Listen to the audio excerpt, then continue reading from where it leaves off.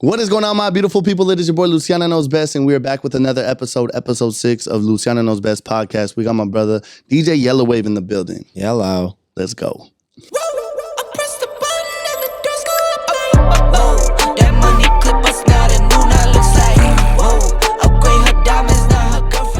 Once again, shout out Dulce Chile for sponsoring the Luciano Knows Best podcast. Appreciate y'all. Episode 6 is here. Once again, appreciate you for being on my podcast. Super excited for this. We're going to get into a lot of topics. DJ Yellawave, once again, is in the building. Yes. Thanks for having me, bro. Appreciate it. We finally got this going. I know we talked about it a couple of times. You even personally, which we'll get into later on in this podcast, had me on your podcast at one point. That's right. So I'm super excited. You know, the teachers in the building. So yeah, bro. Let's get it. How you feeling? I'm feeling really good, bro. It's a Wednesday, but it feels like a Friday, so I appreciate that. Love that. I love your outfit. It's very calming. I came in with Crocs, so I always try to make sure the energy is very calm and mystique. And you're definitely you got the text. I got the text without getting it. Yeah, no, for sure. always. What is new with you? Man, let's hear it. I mean, like I said, we haven't talked in kind of a little bit, but what's new with you? Yeah, bro. Everything's new. I suppose it's nice to see you on the other side of this pandemic. Right. Yeah, so I survived that. I am running the marketing now at Cobra Arcade Bar, which is like the main spot I'm working right now. It's downtown Phoenix for all you out-of-towners coming to town. Gotta go. See what's up. On top of that, I am on Power 98.3. I'm doing the 2-hour takeover mix Monday through Friday. That's with Crisco Kid. This is actually his last day, so we got some things coming up with a new show. We're bubbling, but nice. I've been doing that for going on 3 years now, and then I did just get a new opportunity working with Atlantic Records, so I'm excited about that as well. Yeah, just building my brand, just like you. You know, we're just out here just grinding and shining. I'm proud of both of us. Definitely, like you've done it all, and you're continuing to do it all. You haven't stopped, so that's really, really cool to see. With you, you know, like I said, you got a lot on your plate. How do you balance everything? I am very, very, very bad at planning and organizing. So the best way that I can kind of balance everything is I just put all of my energy into whatever is in front of me at that time. Nice. So right now I'm sitting here with you and nothing else exists after this. I feel very special. And that's the only way that anything works out for me, honestly. Oh, that's good. I mean, to an extent, but hey, I love that. If it works out for you, I mean, everything's different for everybody. So that's awesome that you go about that, because then you have nothing else to worry about. Like, there's just straight focus. So it has to be that way, though. I need to learn that. I don't know how to do that. It has to be that way. No, that's really good. I mean, like, especially with this, like, one thing I love about the podcast, especially like just the last one I just recorded right now, like, I literally was lost. Like, it was just straight. So I get what you mean. Like, I kind of felt that right now. Like, I was super lost. I was so into the conversation. And so I think that's where I get where you're coming from on that. So that's awesome. Yeah, just got to stay present. Stay present and boom. Yeah. And you're one of the, I'm telling you, when I think of DJ Yellawave, I think of a person that is, how can you say it in like a one positive, of course, 100%, but such a, like a free soul. Like, I don't think you care what people think of you. I don't think you even care what other people are doing. Yeah, you're a careful person. Like, you care for people, not like you're an asshole. Yeah. But like, you are so like, because it's going to be weird. It's okay. It's fine. It was the Pot of Gold Festival.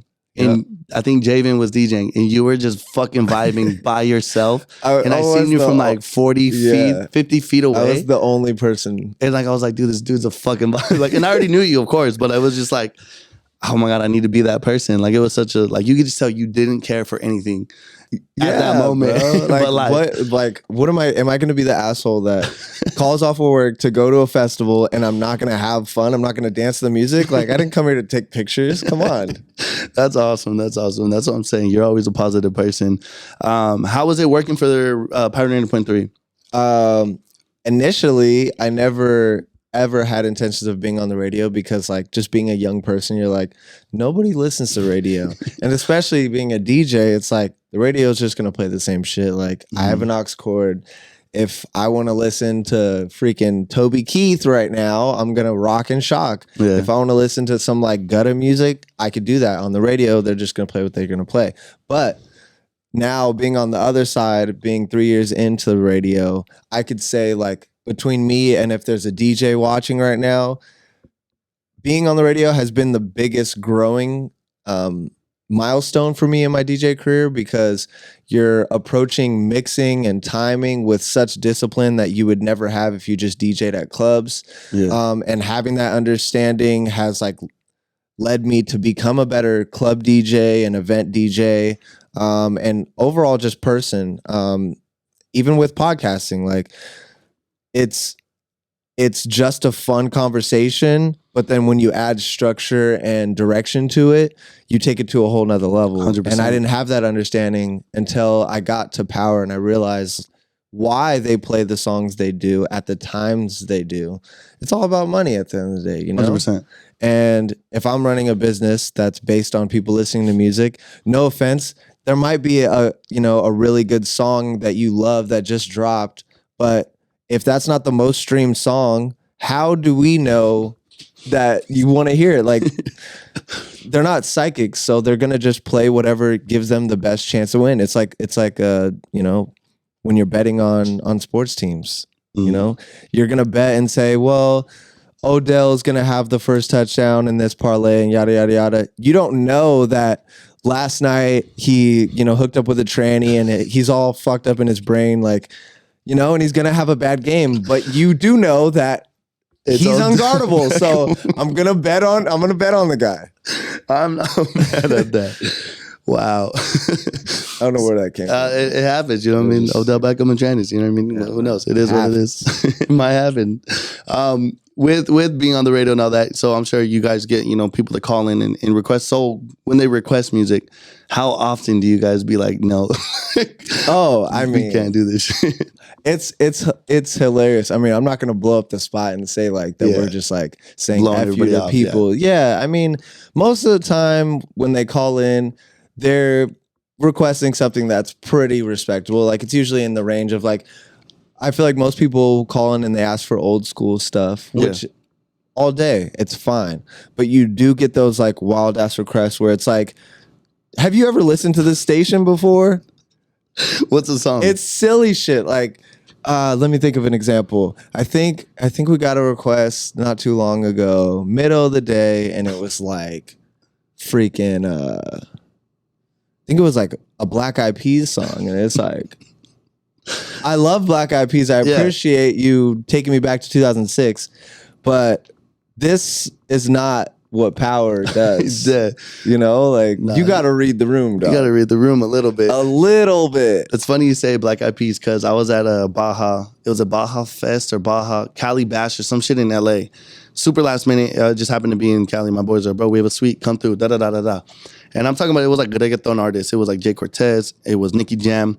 And they're like, everybody ready for the next act, before J Balvin? And so I was like, oh shit, it's going to be somebody like maybe Bad Bunny, somebody who's Black Eyed Peas. I was like, what the fuck? Like, I'm not, like I said, nothing against them. Like, they don't have Fergie no more. There's some other girl that was singing her shit, but I was just so confused. I was like, what in the... I felt like they were even confused. Like, why the fuck we here? Like, they're dope. They're how'd it go? That's what I'm saying. 6th, 7th grade, I was fucking this shit up. Like, I was literally listening to everything. But I was so confused. Like, so that's funny you say Black Eyed Peas. But because that's one of those things. That's one of those things. Like, people love them. Don't get me wrong. They went crazy for him, but that was just so random. I was just like, what the fuck? Like, it's just like the thing that nobody asked for, but you're not going to say, you should just get off of the stage. We're going to be like, you know what? I wonder if you take me home. Oh my God, that's crazy. What when working in the radio, what are some things you love about it? Like I know you talk about structure and everything that taught you to be a better person as far as doing everything you do. What are some things also that you just absolutely love about the radio? I am a concert going whore. Last year, even in the midst of the pandemic, I probably honestly went to over 100 shows. Holy shit. I'm always going to a concert, a festival. I want to be at all of it. I've seen artists multiple times. I always try to convince myself that their set will be different. Sometimes it is, sometimes it isn't. But that's just something I really love and appreciate. Yeah. And the radio has allowed me to do that for virtually no money at all. Like I don't even really get tickets to shows. I just like they'll throw me on the artist guest list and stuff, which is also cool. Because you could lie and say, well, I'm going for business purposes, but you're not. You're just gonna go get faded at a concert, Well, that's at least what I do. But ain't nothing wrong with that. That's my thing for sure that I really appreciate is being able to go to concerts, festivals. I went to the Ye and Drake show last November, which was super random. I decided the morning of, and we just road tripped it to LA. But that was made possible by knowing promoters and people that work at Def Jam who just have extra tickets. Definitely. So that's always going to be number one for me with the radio is going to shows.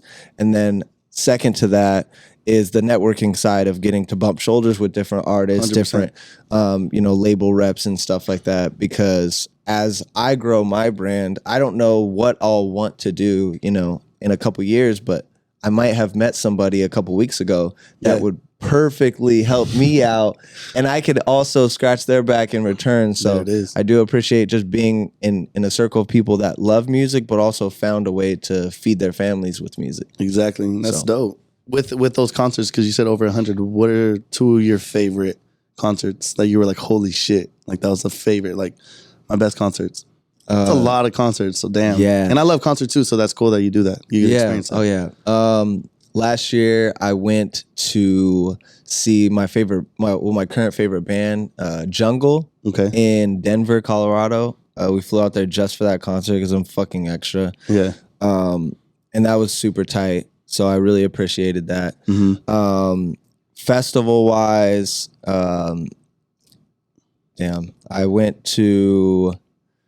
I saw, my brain is fried. I went to a show out here, actually, a Rawhide. I saw a bunch of like EDM DJs and stuff. Nice. That was a good time. But I think my favorite show last year was probably the Ye and Drake show at the end of the year. More so just because Ye is always going through like some wild like public stuff. So you never know what you're going to get. Like the last time I saw him was like 3-4 years ago. For his Yeezus tour, and in the middle of the show he just stopped performing and just started ranting for like 45 minutes about how he didn't trust his family and shit. Wow. And it was such a great show, but this time it was like he came out and he started out with his choir. It was really beautiful. Everybody probably watched it on YouTube if you didn't go. Even movie theaters. Yeah. I didn't know that. Imagine being in the movie theaters fucking lit. For popcorn and everything. That actually sounds more fun than the show. Yeah. But he actually came out and was playing all his old school bangers, and it was like, I just appreciated the moment so much. It was super freezing. We sat next to a bunch of like random ass rappers, which was also random, but it was freezing, so I didn't even like have the like motivation to want to like say what's up to him. But the show was great. It was just a good time. By that point I was like, okay, this is the last show of the year, because I had went to Miami a couple weeks before that. Yeah. I went to like 4 or 5 shows in LA just in the month of August. Yeah. Do you think Drake and him really like squashed their beef? No, I think they got in a room or on a FaceTime and they're like, hey, here's an opportunity to make money. Let's get together. It'll be, a cool thing that will help both of our brands, and we'll sell it as us, being cool with each other. But I'm pretty sure the whole show, they were almost all the way separate. Kanye had a ginormous stage. Like, yeah, they walked out together, but they could have been walking down those stairs, which was the most hilarious thing is like they enter from these stairs where you could see him walking down for like 20 minutes. It seemed like they walked down 11 flights of stairs, and like they're this far apart and nobody could hear them, right? Their mics are on. So they could just be there just talking shit. Like, fucking you bitch ass. Like you would wear fucking snow boots in LA. Like they could have been cooking each other. Yeah, exactly. Cooking each other. But I don't know. Who knows? No, because I watched it, and like I said, I was like, I don't know, like I've been a Kanye West fan, but like I hated him for a while because I'm really, okay, you're annoying now, you're crying too much. But when he did do that show and like the way he performed, I was like, oh shit, it's the old Kanye. Like hell yeah, he's like killing it. And I was like, it makes you think, did he have to be that way because Drake is a beast too. You know what I mean? Like, I'm not saying one's greater than the other. I'm not ever going to do that because people are all different on what type of music they listen to in their life. But with that being said, it's like, do you think he had to go that route because maybe people are just so tired of him just fucking going crazy and just doing stupid shit? I think that would make sense, but when Drake started performing, Drake really only performed like his newest shit that's like currently on the radio right now. Yeah. So they obviously didn't like talk about the set, because I feel like if I was Drake and I just sat there and watched Kanye go through all his shit, I'd be like, okay, I'm gonna go out and then nothing was the same. Take care, just all that shit, like all his bangers. But he really didn't. He was just like, well, this is what's hot right now, but you guys know I'm Drake. Like, I don't have to do shit. Like, fuck, it's true. So, but they're both like Mount Rushmore for sure. artists. So for sure, the only person that would have like fucked that up is if like Kendrick came out, but that would have been weird. That would have been at that random point. So, do you think it did anything for Free Hoover? Honestly, good question. Well, the merch was fucking awful. So, whoever went to Vistaprint and got got their $6 print on hoodies that you charged $85 for. Yeah. That wasn't the move. But they definitely took the time to show their respects to him. Like, they had like a whole video presentation at the beginning, and they did. They had his mother, I believe his mother came out there, and Larry Hoover Jr. was there as well. So they definitely made it seem like it was centered around him. But then Kanye came out and it was just like, skirt, flex out, do work. Like, we're at the Kanye show. Did they even talk about, did them two, none of them talked about him, did they? Or maybe it was just, I think at the end, because you were there, so you saw it. I believe at the end he did like say make some noise or whatever, but really like the tribute ended with him just like having Larry Hoover painted on his pants. Drake said nothing about Larry Hoover. He was like, I don't know this thing. Like, I'm just here for the bag. I'm here for the bag. Yeah, exactly. So. No, but that's awesome. That's really cool. You got to experience that, because I got invited, but I didn't go. I don't know why I didn't go. I should have gone.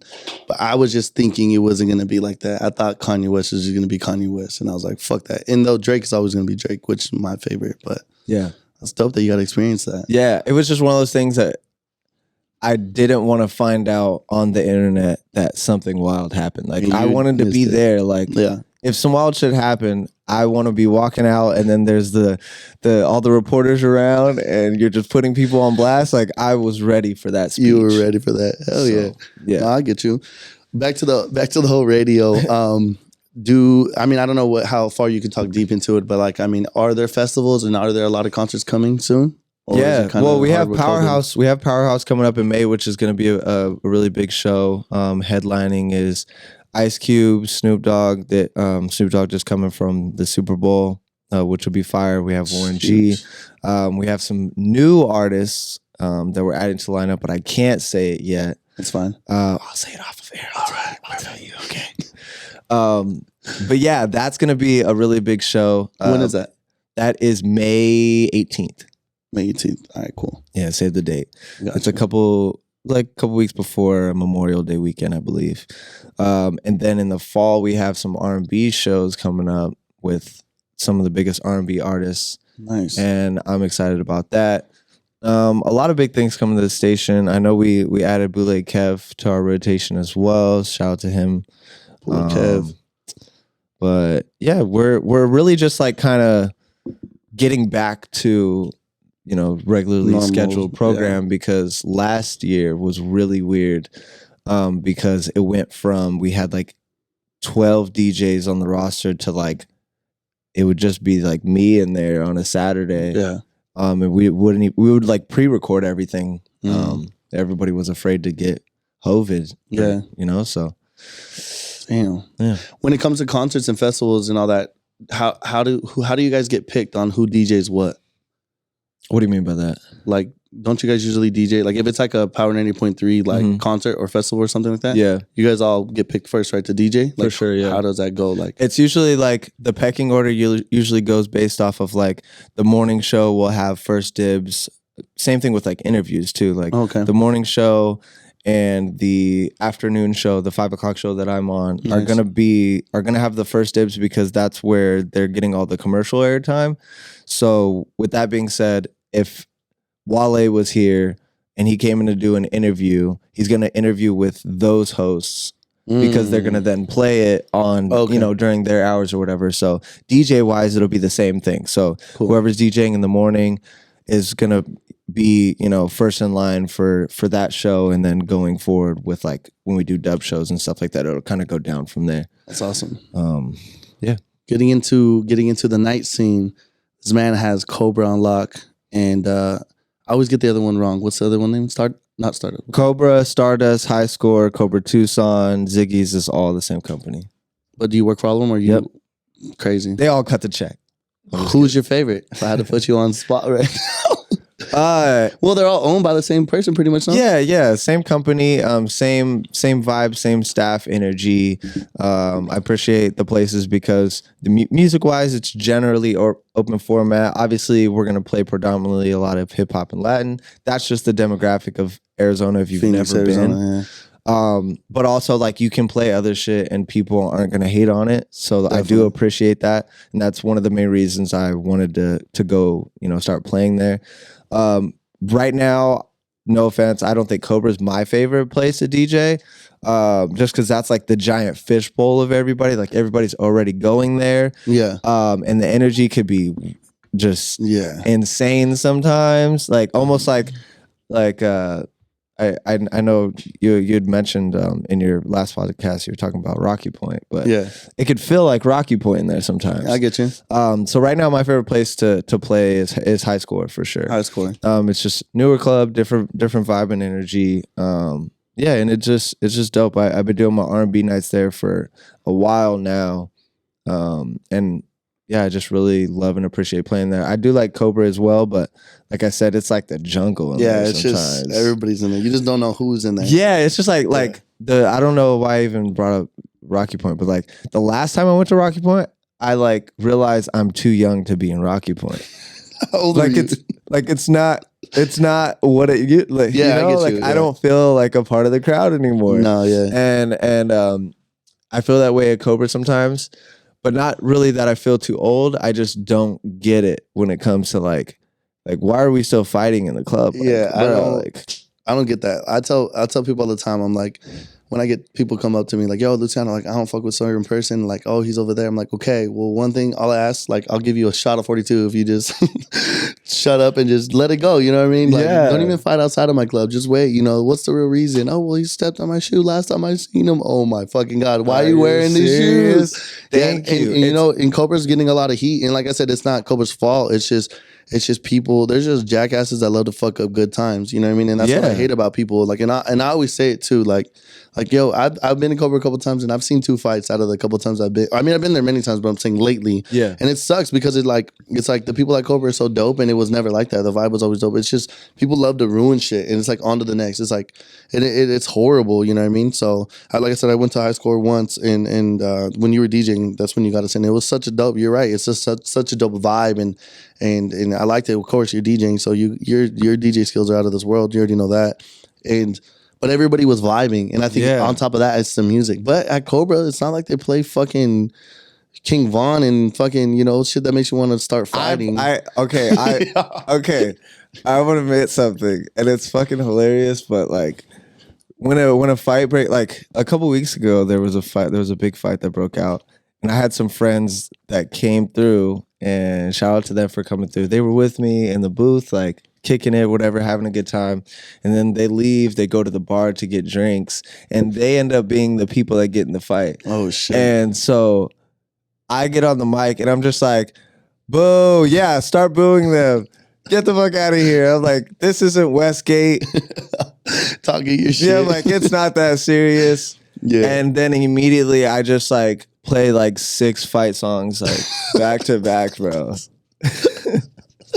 I mean, fuck it. You got to do what you got to do. It is what it is. I know. That's just like the little like trolling and shit that does make it fun. But honestly, like it just really isn't that serious. Like there's almost nothing you can do that's going to fuck up my good time. Like no, 100%. At the end of the day, I'm going to wake up tomorrow and if I have a bill that's due, he's not gonna pay it. This girl that's lying to me is not gonna pay it. Yeah. Who cares? Exactly. Who gives a shit? Yeah, no, that's true.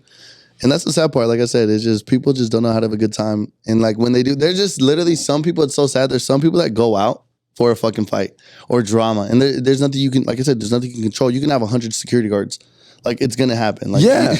It's some people just got to see the signs. You know, if you're a certain way with tequila and you drink tequila and all of a sudden you're like instigating with people that don't even see you. Yeah. You have a problem. I've seen that. You know? There was the one I was telling you about, the fight that I was outside. It was in the parking lot. You know, they did a good job kicking everybody out. They fought, whatever, and then everybody, like security even kind of let them fight. Like, oh, this is a funny, sloppy ass fight. After they were done, they hugged each other and they're like, and I was like, I told my boss, like, do they know each other? He's like, bro, they're like good friends. I'm like, and then they tried to get back in. And they tried to get back in. Yeah, I remember that. And they're like, oh my God, like get out of here. Like, or like they always end up at that like the condos on the side. There's always videos. Always. I want to rent out the one right in front. Right. So I could just like start a YouTube channel and just be out there with all the cameras like you got it set up here. That's a good time. So tell the people your schedule. Like you say where you DJ all over the place, of course, but like where are you at every day? I bounce around. I stay pretty busy. So my club schedule is kind of all over the place because I'm not heavily always DJing. Like really my only DJ days are my R&B nights on Wednesday nights and my Saturdays, which my Saturday bounces around. I'll do either Cobra or I'll do High Score, or even I'll go down to Tucson and do Cobra Tucson. Nice. And then my Fridays are open for like random events. So if I got to go do something in Scottsdale, I'll just leave it up to like getting booked for it. Or, but like this week, for example, is a busy week for me. So tonight I have R&B night, Wednesday. And then Friday I'm DJing the Suns game, Suns versus Raptors. Hey. And then I'm doing Cobra right after that. And then Saturday morning, I'm doing a weed festival, 10 a.m. to 2, Nice. and then a private party 5 to 10, and then Cobra. And then Sunday, I'm doing the Suns versus Lakers game. Nice. And if I have energy left in me after that game, which I probably won't because my Lakers are just freaking awful, is I'll probably just like sip some hot tea and, you know, sip some hot tea and just go watch Batman. Go watch Batman. Ooh, I heard a lot about that. I don't know. I'm not excited for it. That's fair. I mean, you? I'm excited for Catwoman. Yeah, Catwoman's fine as fuck. I don't care what anybody says. But yeah. People were like, I saw it on the news, and the only reason random as can be, but I saw it on the news, and they were talking about how it's so political. I'm like, every Batman's always fucking political. Like, why are you just crying? Exactly. Of course it's political. It's Gotham. The city needs Batman. Exactly. But what are your thoughts on that? Shit. What are your thoughts on him being Batman, that actor? I'm not mad at it. I mean, honestly, the best Batman is Christian Bale, obviously. Yeah. But we just had Ben Affleck, and it's like, you notice how it happened, and then now it's not a thing anymore. Like, I just can't take stuff like that personal at this point. Yeah. Batman has always been a go-to like hero movie for me because personally I'm not hype on Marvel movies. Okay. I know that might get me shot in the parking lot after this, but Marvel movies are just like a little too like corny when it comes to the acting. Like they spend a lot of time like hyping up the superpowers and like a lot of stuff versus like Batman is like, he is human. He is rich as fuck, but he's also like has really very interesting like character development. They put a lot of time into the villains. True. And the movie feels more like a movie than like a superhero movie. You know, like when you go to a Marvel movie, you're going to get this dude named Todd and his like 11 kids who want to sit there because they know, all right when it's the credits, we're going to wait until we get the little secret peek of the next film. It's like, this is gonna be on Netflix in 3 weeks. Like, just relax. Just relax. It's gonna come out. Yeah. What are your thoughts on the Spider-Man, the last one? How they had all three of the Spider-Man in there. I do appreciate that they incorporated them. I don't remember the middle Spider-Man. I don't remember him. Like, the after Toby? Yeah, I don't remember him at all. So I was like, who the fuck is this? And I don't know if that's horrible or not. But how many movies was he in? 1, 2? No, I think he was in at least 2. I don't remember him at all. But yeah, he was just like the smart like science guy. I feel like I literally if I'm sound like the one remembering guy. correctly. When the fuck but did we get honestly, ice cream? like That was me, like looking at him. Yeah, I mean, it's just one of those things. Like when you see Toby, you just think that's Spider-Man. That's Spider-Man. I can't unsee him as Spider-Man. Like when they start bringing back Harry Potter movies and stuff, like I'm never gonna not think that Harry Potter is Harry Potter. Exactly. But I do remember him. I remember his face. He's definitely a familiar face. And I think that movie would not have the success that it did if they didn't incorporate them, because I'm too old for Tom Holland and Zendaya. Like that just doesn't make sense to me. No. Zendaya is Rue, okay, and that's it. Yeah, that's it. She's Rue, and that's it. No, I get you. I liked it though. That was a good movie. Did you like it? I liked it. I was just, like I said, I was still confused on that guy. I was like, I got to go back and watch him. You know what I mean? Yeah. Like I really do. Like I liked how they all came together, and I was like, oh shit, that's dope. Like they brought everybody in that bitch. Like everybody was in that movie. Yeah. No, he was a good Spider-Man. But yeah, to close my hate for Marvel, is I just don't like that every single movie has to be attached to the universe, and they have to bring in all these other characters that have nothing to do with it, and make it something to do with it. Like just make a movie. True. It's like, all right, a new origin story in a world, and then like 50 other characters, and it's like, dude, none of us read the comic books. Like none of us know about this shit. I didn't read those. No. And I even looked up like there's like a map that says, oh, watch this to watch this to watch this, so it all makes sense. I was like, fuck no, so many. Time for this. I'm not trying to break into the Pentagon. Yeah, like I don't need this stress in my life. That's awesome. That's awesome. So I mean, you're doing good with the night scene. Like I said, keep doing your thing. I'm always remember you were the first DJ that I ever heard play "I'm a Barbie Girl," and you switched it into some fucking shit that I was like mind blown. I was like, whoa, like, but it just made sense, though, right? It made sense. Yes. I hope it was. No, it was perfect. That's what I'm saying. That's why I'm bringing that up right now. And I'm just like, nobody could do that, because somebody tried that, and he's not a known DJ or anything. But I was like, bro, turn this shit off right now. Like, you're not Yellawave. Get out of here.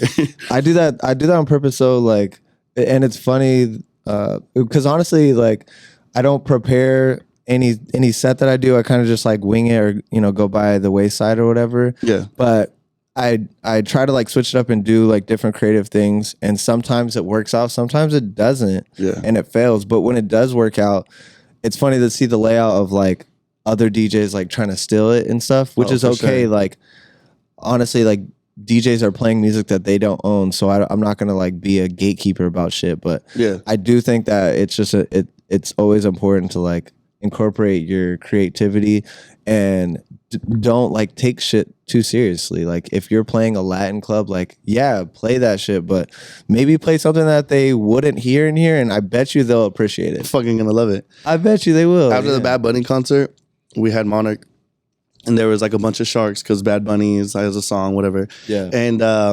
And I told ADM, I was like, don't play the song that they're gonna expect. I was like, play fucking Baby Shark, like, which is kind of expectable once you bring that up. But like, they're probably gonna, it's gonna be a Bad Bunny song. Yeah. And I was like, all right. So I was ADM, play this shit, and he played it, and everybody fucking went crazy. They loved it. And even me, I was like a little kid, like loving it. I was drunk as fuck. So I was like, hell yeah. And that's what you remember after the club is that. Yeah. So many people send me videos of that shark because I was like standing right next to it. I had them on speaker and I was standing right next to him. And it was a girl in there. And she was fucking shit up. Like you could tell she had a kid because she knew the fucking dance. She was doing it. I was like, I feel like I gotta pay you right now. It's like you're like an act over here. That's what it's about though. No, you got to, because I mean you're right. Like if you do the regular shit over and over, they're like, oh, same old shit. You gotta switch it up all the time. And like I keep telling people that stuff. So that's awesome. So you were saying earlier that you got signed with Atlantic. Go ahead and explain and let the people know. Well, not necessarily like, not a rapper. I wouldn't call it signed. Like, I don't have a mixtape on the way. Just so we're clear. Sorry to break people's hearts there with that one. But yeah, no. So just with working in radio, like I said, when you network with people, you get to meet a lot of label reps, and to like kind of in a short way explain the label hierarchy. It's like you have the artist, you have the slave master at the top. Yeah. But just consider a record label like a bank for an artist, right? So they're gonna look at the artist and say, okay, you have this many people listening to you. and you're trying to make an album, we're going to give you a loan of $1 million that'll include a video budget so you can make music videos for all your videos. And then it'll pay for like if you want to get features for different songs, and you'll pay back the bank or pay back the loan when you fulfill the contract. So you make the project, you do the videos, do the shows, all of that in between. But a lot of people don't know that the label is not just that. It's all of the people around that are managing the artists, making sure they're connecting with the labels, doing drops for DJs when they're in different cities. Nice. An artist has a lot of people on payroll. And I'm starting to learn that more and more as I go.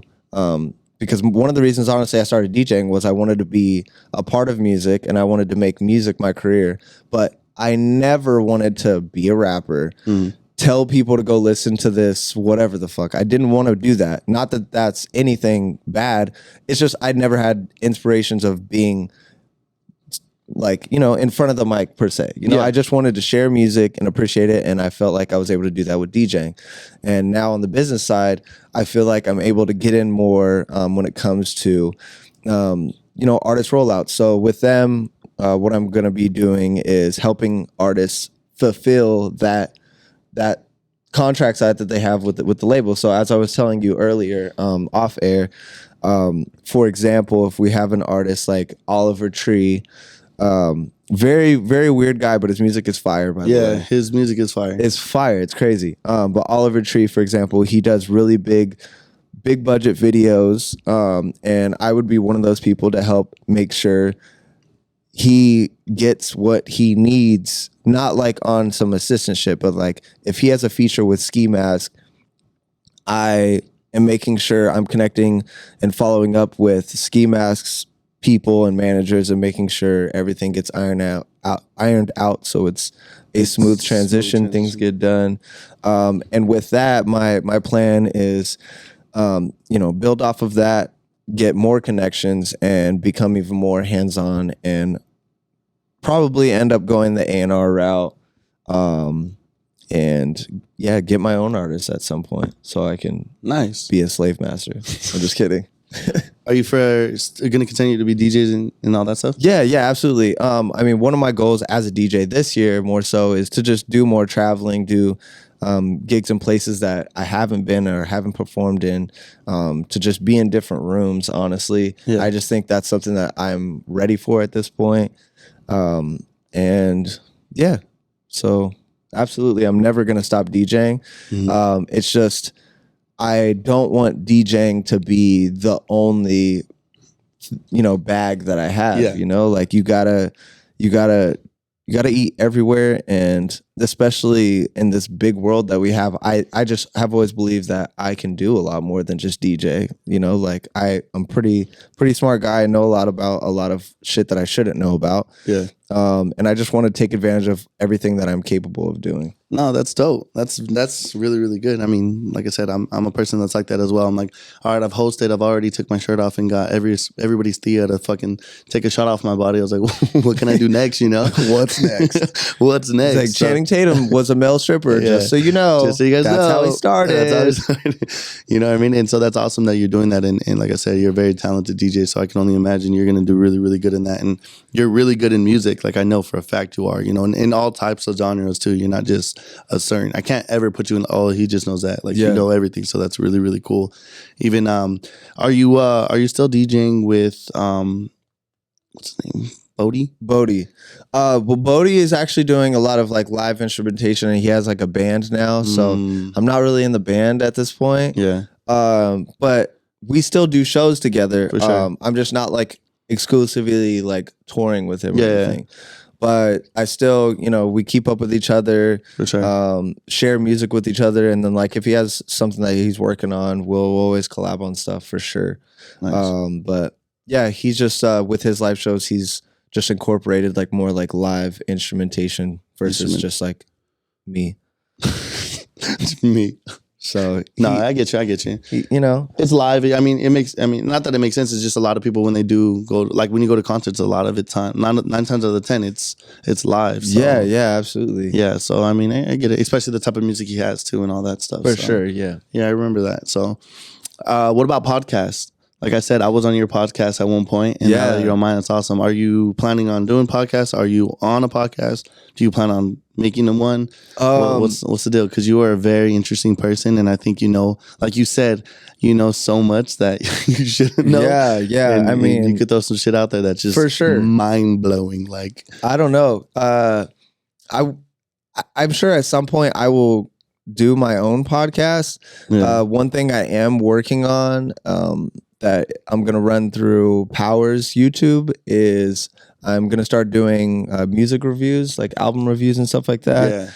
Yeah. So I'm really honing in on talking music just because that's something I definitely know about.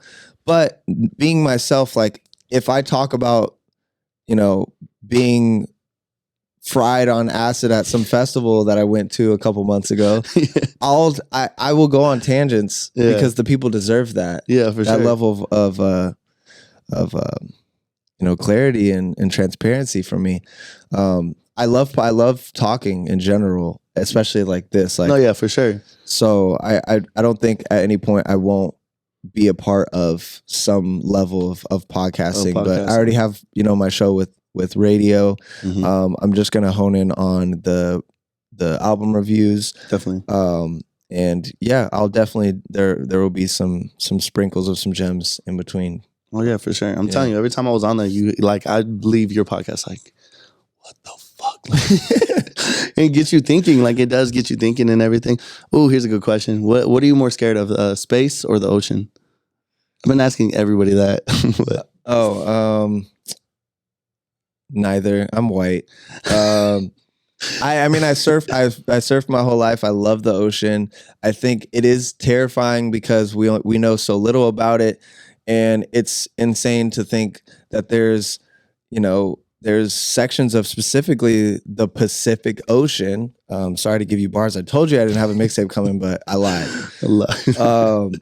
Yeah, like in the Pacific Ocean, there's literal black holes, the same that you would get in space, where there's still ginormous creatures that we see in like the freaking what is that, Land Before Time, like the big like dinosaur, Hercules and shit. They're down there. Yeah. They're down there. So you believe in that for sure? Yeah, it's not to not believe in. It's just like we just don't have the capacity. We don't even have submarines that can go that deep, in the water. And obviously, if they want to choose violence one day, they'll just come up. So I'm not afraid of that at all. I'm not worried about that. Yeah.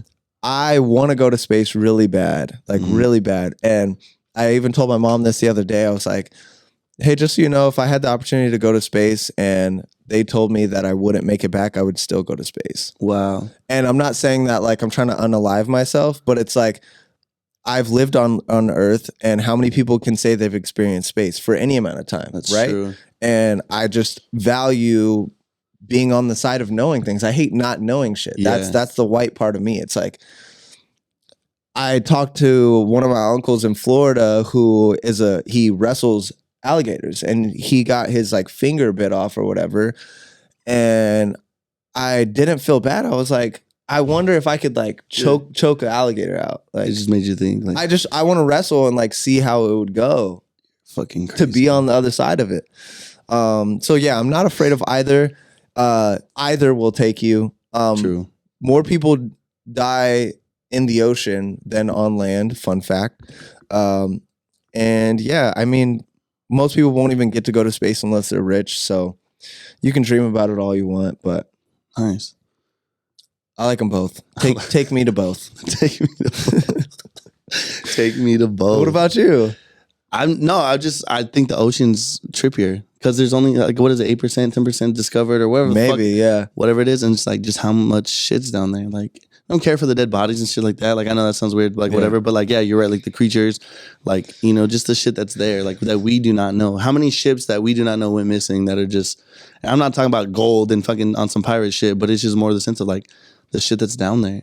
Yeah. Like the Titanic, when the Titanic's they said like in so many years it's gonna be gone. Like it's gonna be disintegrated or whatever. Yeah. Like Get ate up. yeah, it's ate up, and it's just crazy. It's like how many other shit was there prior to the Titanic that's like gone now, but like there is some, you know, artifacts that are down there that are like you can pick up still because it might be gold, it might be fucking, I don't know, a cup, I don't know, shoes, who knows? Whatever. It's so fucking there's interesting. such random shit in the ocean. I went to Hawaii last year, which was a bucket list trip for me, and Nice. we went scuba diving one day, and shout out to GoPro because that thing did not go anywhere. It captured everything, and then the battery died. So we got to work on that. Let's look into that, GoPro. ASAP, please. Come on. But yeah, it's such random shit in those like coral reefs at the bottom. It's terrifying because it's like Yes. I was swimming down there and it's like, oh, I want to go in here and see, but then it's like a sea underneath? monster is gonna eat my face at the same time. So it does make you kind of nervous. I seen an octopus and it said like, hey, go as your wish or whatever. It said something like, you know, go at your own risk or whatever. Yeah, as your wish. And we went past it, whatever, and we were snorkeling Hammock Bay or I don't know, some shit. Long story short, I seen an octopus, and I know they're not dangerous. Like they're not. They can't really truly fuck you up. But it was just the most terrifying thing, knowing that like, yo, I'm in your backyard. Like you could probably just fucking do some crazy shit because you don't know at that moment, you know. But I looked it up afterwards. I'm like, what could an octopus do? Which, you know, they can get their ink and shit like that. But it was just terrifying. You're right. Like I never swam so fast, and like my legs were all cut up because it was like the reef. Like you had to jump over the reef in order to get, you know, back into where the area was. I was like, fuck, like. That shit was terrifying. You just can't win in the water. No. It doesn't matter what if there's a goldfish in there, if it's freaking a clownfish like from Finding Nemo, like if he wants to eat you, he's gonna figure it out because you're in his playground and you're going to lose. You're gonna lose. You're gonna lose. That's awesome. It's funny shit. So with everything, I know a lot of, like I said, I always like to go back to like the whole inspirational part. You're a very dope DJ, one of the best, one of my favorite personally. I really mean that. What are some words you could say to the young or even the old, who knows? Because everybody's, you know, inspired, you know, by people. And I know there's some people that are inspired by you. What are some words words of encouragement, I guess you can say, to somebody trying to get into DJing or somebody that is a DJ that's not made it yet or can't even get into working for a nightclub? Like, what are some words you got for them?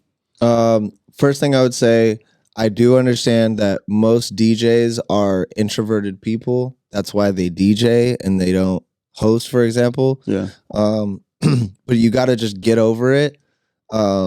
If you want to DJ at a place, the best thing to do is go hang out at that spot, meet people, network, and also understand that you really can learn something from everybody, even if they're not a DJ. Mm-hmm. So soak all of that in. Learn from a promoter who is going to be the sociable person who connects with people. Learn how they interact with people and add it to your repertoire. Like you can learn from every single person around you and be that sponge. Stay humble. Don't be a cocky asshole. Like just because a girl will sleep with you, she doesn't really give a fuck at the end of the day. Like she doesn't care. She's going to go to the club the next week and probably hurt your feelings. So don't take that shit seriously. Yeah. But when it comes to music, there's every opportunity is out there for you. You just gotta just hone in on it, believe in yourself, and yeah, just like really don't ever think that you're done learning or growing, because if you're not growing, you're dying. And true. I really believe that in anything that you do. Like the 100%. Second that you're not like nerding out on YouTube, like trying to learn more and elevate your game, you already put an expiration date on whatever it is you're going to do. Mm-hmm. And I've also learned, like being around a lot of like different artists and people that I idolized as a kid, I realized that these people aren't really that special. They're no different than all of us. Like the difference between them being in that position and us being where we are is whatever it is they're doing, they just didn't give up. Like they just kept going. They weren't stopped by people's opinion or you know, maybe hardships or things that do happen in life. They just continue to go. So just keep going. Ooh, I like that.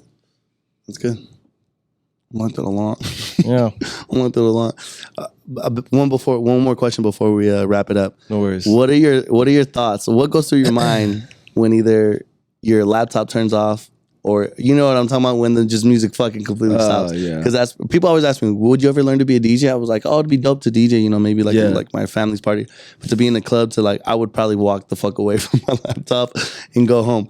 What do you do in that moment? Yeah, it's funny because like we've had countless times where that shit just And it was never our fault. It's never our fault, but it's all the funny thing about it is like it only happens when the energy is like incredible. Like True. People are on fire. Like it's just this weird like perfect crescendo of like everything is just popping off. Everybody's got bottles.